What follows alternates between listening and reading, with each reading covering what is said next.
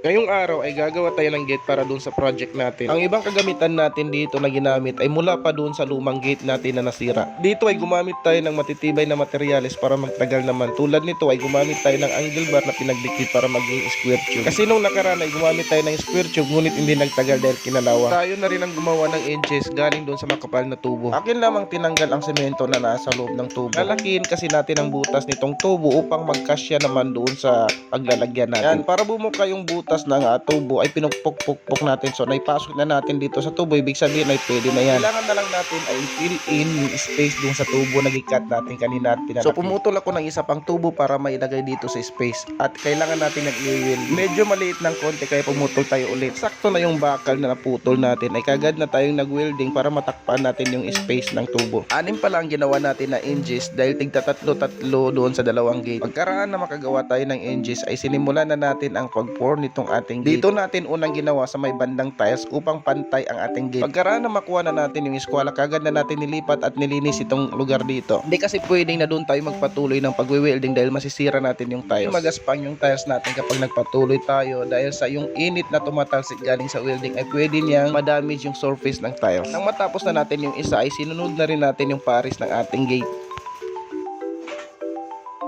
Ito na part ay mas madali dahil ipinatong na lang natin yung kasunod. Magpipintura na nga tayo, pero bago natin pipinturahan ay tatanggalin muna natin yung mga magagaspang na part ng bakan. Gumamit pala tayo ng epoxy primer red oxide. Saka na lang tayo mag final coating kapag naikabit na natin itong gate doon sa may poste. Sa mga nagtatanong kung bakit pininturahan natin kaagad ay itong ginawa nating square tube ay madaling kalawangin. Ito yung naging paraan natin upang ma-preserve natin itong bakan.